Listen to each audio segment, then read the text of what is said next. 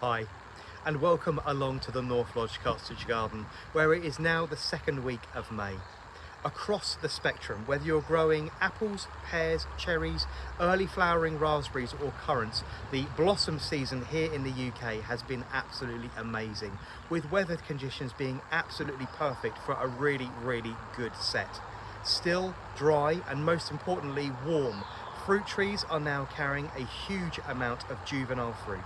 And in this short video, I'm going to show you how to select the best fruit to make sure that you get that set all the way through to harvest and ripening at the back end of the season. The fruit tree that you see up in the top little box in front of you is Malus domestica James Grieve, a really good firm-fleshed apple which is no longer unfortunately grown commercially here in the UK. Its flesh unfortunately damages in the supermarket, but a really popular variety of apple to be grown in the domestic garden. A firm, crisp flesh that ripens very late on in the season, meaning these and most other fruit trees need lovely stable amounts of water all the way through the growing season to make sure the blossom that has now turned into small juvenile fruit, gets all the way through to ripening and harvesting. Now, I know I made a short video about watering roses a couple of days ago, which has received quite a lot of attention both on Instagram and on YouTube, which is amazing.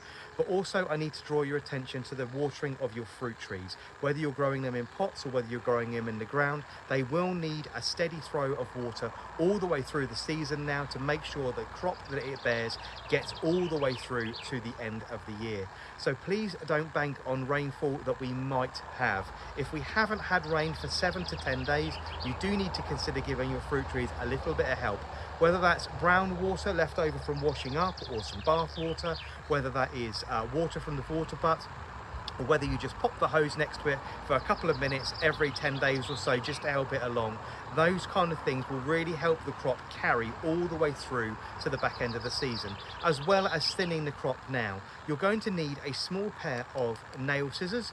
People like me who have got huge hands really struggle with this task, but I'm now going to show you how to go through this plant and actually just select the best fruit to make sure that you're only selecting the best ones, they're evenly spaced, and the plant has the best chance of carrying it all the way through till actual ripening. So I'm just going to flip the camera around now and hopefully this works. I'm going to disappear, but you're going to see my hands and you're going to see some baby apples on this espalier tree.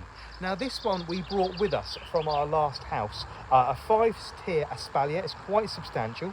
In 2020 this particular tree bore around 120 to 150 fruit. It had an amazing year.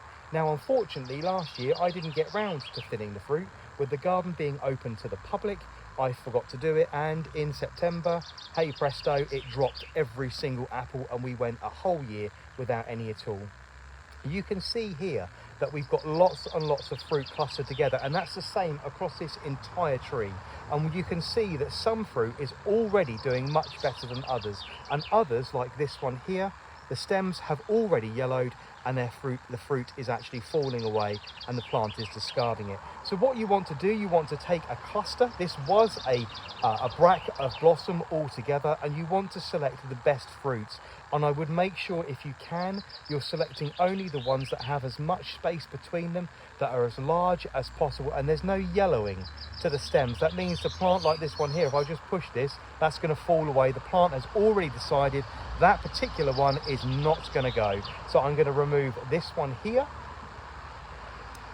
and I'm actually going to remove this lovely big one in the middle. And I'm going to do that because I want as much space between these two fruits as at all possible.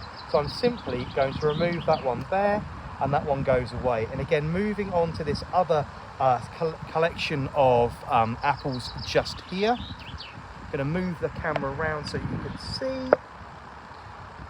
Again, you've got 5 or 6 fruits clustered together here. They're quite nicely spaced. So what I'm going to do is I'm going to remove this one, and I'm going to remove that one, and this one is all on its own, which means I'm going to leave it alone.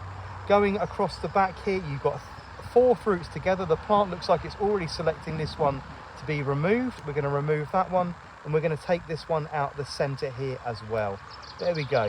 This is a slow and arduous task, a gentle job for you to do. out in the garden, but doing this and reducing the crop by up to 60% will actually ensure that the plant has the energy to carry all of this fruit all the way through to the season. If you have any queries or questions, you know how to get hold of me. Please feel free to like, comment and share, and make sure you're subscribed to both my YouTube channel and my Instagram. I'll see you soon.